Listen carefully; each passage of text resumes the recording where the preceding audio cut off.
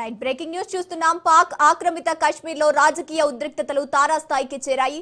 శాసనసభ ఎన్నికల ముందు రిజర్వేషన్ల విధానాన్ని వ్యతిరేకిస్తూ ప్రారంభమైన నిరసనలు హింసాత్మకంగా మారాయి.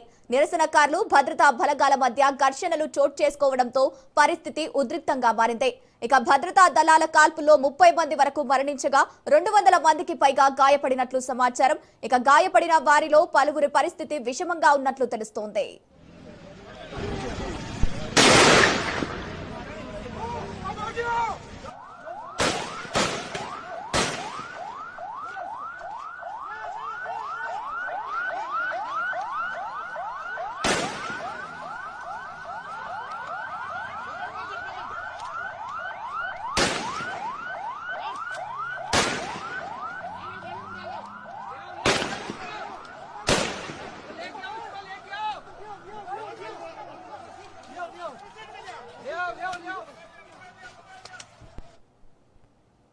జూలై 27న జరగనున్న శాసనసభ ఎన్నికల్లో మొత్తం 45 స్థానాలకు గాను 12 సీట్లను శరణార్థులుగా కేటాయించాడని జాయింట్ అవామీ యాక్షన్ కమిటీ తీవ్రంగా వ్యతిరేకిస్తోంది. ఇక ఈ నిర్ణయం స్థానిక ప్రజల రాజకీయ హక్కులను దెబ్బతీస్తోందని నిరసనకారులు ఆరోపిస్తున్నారు.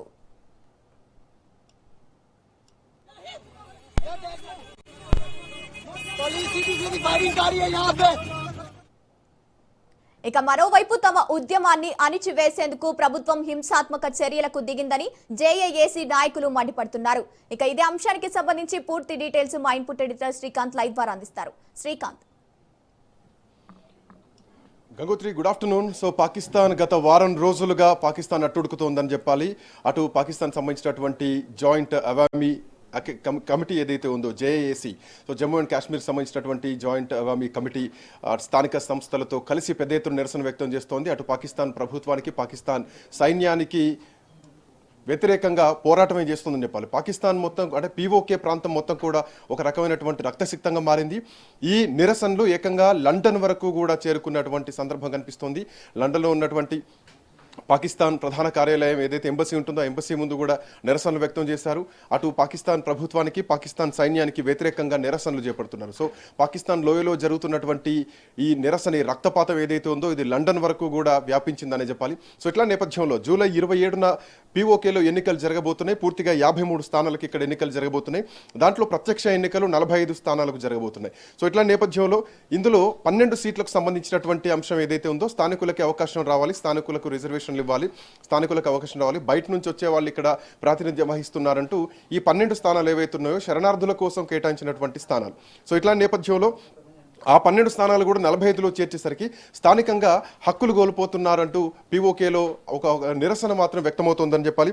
సో పీఓకేలో మానవ హక్కుల ఉల్లంఘన జరుగుతుందంటూ కూడా లండన్లోని పాకిస్తాన్ హై కమిషన్ బయట కూడా నిరసనలు వ్యక్తం చేసేటువంటి స్థాయికి ప్రస్తుతానికి మారిపోయింది. సైన్యానికి, పాకిస్తాన్ ప్రభుత్వానికి వ్యతిరేకంగా ఈ 12 స్థానాలకు సంబంధించి బయట నుంచి వచ్చిన వాళ్ళకి ఇక్కడ అవకాశాలు ఇస్తున్నారు. స్థానికులకు ఇవ్వాల్సినటువంటి అవసరం ఉంది. శరణార్థుల కోసం కేటాయించినటువంటి స్థానాలు ఇవి. అటు కూడా ఈ ఎన్నికల ముందు అంటే పీఓకేలో జరగబోతున్నటువంటి ఎన్నికల ముందు ఒక తీవ్రమైనటువంటి నిరసన వ్యక్తమవుతుందని చెప్పాలి. సో పాక్ ఆక్రమిత కాశ్మీర్లో ప్రస్తుతానికి ఆందోళన తీవ్రంగా నడుస్తుందని చెప్పాలి. 45 మంది శాసనసభ్యులున్నటువంటి అంటే ఈ 45 మంది సభ్యులున్నటువంటి ఈ శాసనసభలో ఆల్మోస్ట్ ఈ సీట్లు కాశ్మీర్తో సంబంధాలు ఉన్నాయని చెప్పుకుంటూ పాకిస్తాన్లో ఉన్నటువంటి వేరే ప్రాంతాల్లో వచ్చిన వాళ్ళ కోసం ఇక్కడ అవకాశం ఇస్తున్నారు. సో పాకిస్తాన్లో ఉన్నటువంటి వేరే వాళ్ళ కోసం ఇక్కడ శరణార్థుల కోసం రిజర్వ్ చేయబడ్డాయి. సో ఇది స్థానిక రాజకీయ ప్రాతినిధ్యాన్ని బలహీనపరుస్తున్నారంటూ కూడా బయట వాళ్ళ ప్రభావాన్ని పెంచుతుందంటూ కూడా ఇప్పటికే జేఏసీ తీవ్రంగా ఆరోపిస్తోంది. సో ఈ సంస్థ మొత్తం కూడా ఒక రకమైనటువంటి ఉద్రిక్త వాతావరణం కనిపిస్తోంది, ఒక ఉద్యమంలాగా మారిపోయిందని చెప్పాలి. సో ఎన్నికల ముందు అంటే కేవలం ఈ ప్రాంత భవిష్యత్తుకు సంబంధించినటువంటి నిర్ణయాలు తీసుకోవాల్సినటువంటి టైంలో కేవలం ఇక్కడున్నటువంటి నివాసితులకే ఇవ్వాలి అన్నటువంటి డిమాండ్స్ కూడా ప్రధానంగా వినిపిస్తున్నాయి. సో చాలా కాలం నుంచి ఇదే ప్రచారం జరుగుతుంది. సో ఎన్నికల వేళ ఇది మాత్రం చాలా ఉద్యమ రూపం దాలుస్తోందని చెప్పాలి. జేఏసీ ఈ సీట్లను రద్దు చేయడానికి ప్రచారం అయితే చేస్తోంది. సో ఇక్కడ స్థానికులకు అవకాశం కల్పించాలి, బయట ప్రాంతం వాళ్లకు అంటే శరణార్థుల కోసం ఎవరైతే ఉన్నారో శరణార్థులకు కూడా అవకాశం రావాల్సినటువంటి అవసరం ఉందంటూ ఈ 12 స్థానాలకు సంబంధించినటువంటి ఇష్యూ మాత్రం తీవ్రంగా నడుస్తుంది. ప్రస్తుతానికి సైన్యానికి, ప్రభుత్వానికి వ్యతిరేకంగా నిరసనలు వ్యక్తం చేస్తున్నారు. దీంట్లో ఇప్పటికే సైన్యం చేస్తున్నటువంటి ఈ కాల్పుల్లో చాలా మంది ఇప్పటికీ ఆ గొడవల్లో ఆ కాల్పుల్లో చాలా మంది గాయపడ్డ వాళ్ళు కూడా ఉన్నారు.